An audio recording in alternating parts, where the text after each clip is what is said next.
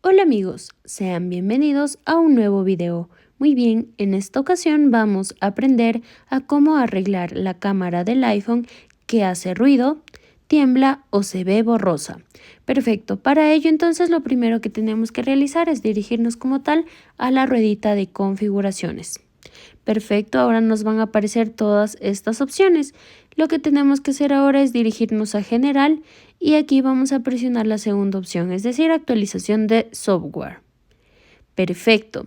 Entonces, básicamente aquí tenemos que verificar que tengamos la última versión de iOS.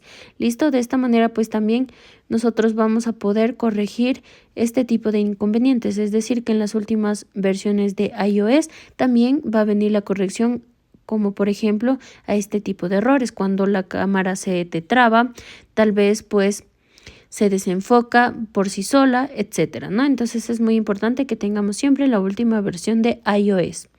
Ahora también lo que vamos a hacer es dirigirnos como tal a la aplicación de cámara. Y aquí vamos a verificar en la parte superior la calidad del video. Por ejemplo, grabar video yo lo tengo en 4K. También la cámara lenta la tengo de 1080 a 240 CPS. Muy bien. Entonces, básicamente, de esta manera nosotros ya vamos a corregir este tipo de inconvenientes.